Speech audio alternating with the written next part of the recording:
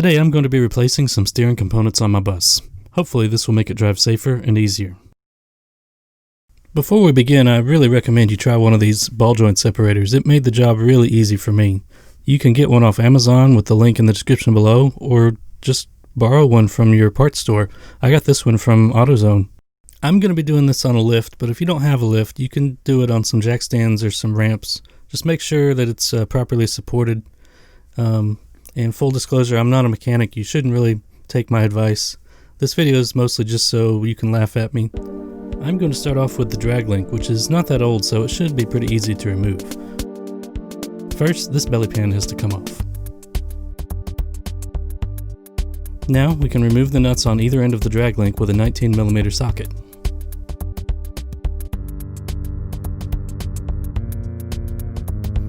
And here's where we use the ball joint separator. It comes off pretty easy, and the other side came out on its own. You want to line up the drag link so that it's the same length as your old one.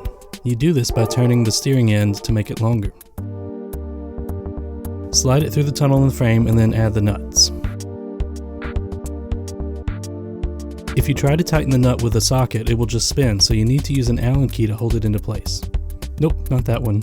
Try a 5mm.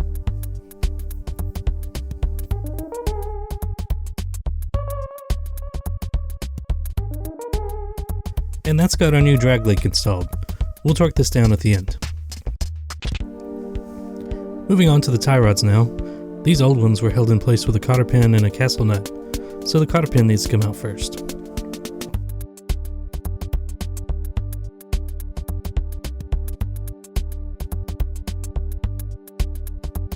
A lot of penetrating fluid will really help break these free. And an impact wrench helps take these castle nuts off.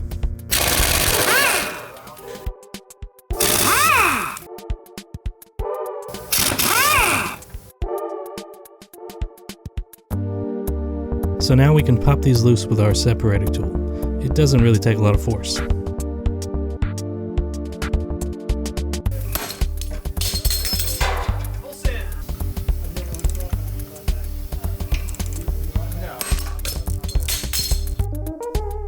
With those out of the way, we can easily get to the steering damper. Remove the bolts from each side to get it out. I used a 17mm socket. You can see mine is no good. Let's thread the new one in and then tighten it down.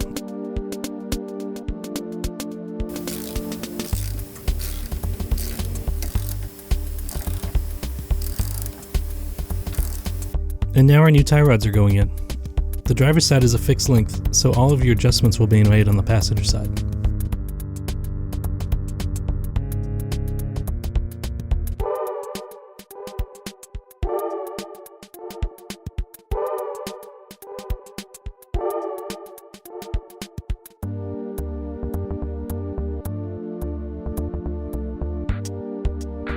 Now you can tighten these nuts down.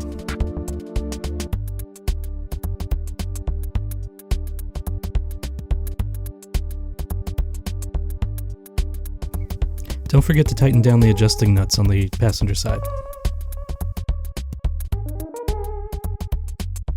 And the job is done. Don't forget to reinstall the belly pan up front.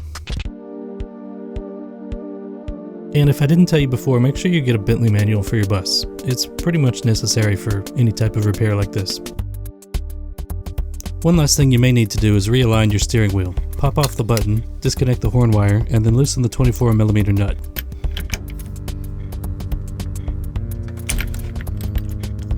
Center up the wheel and then reinstall.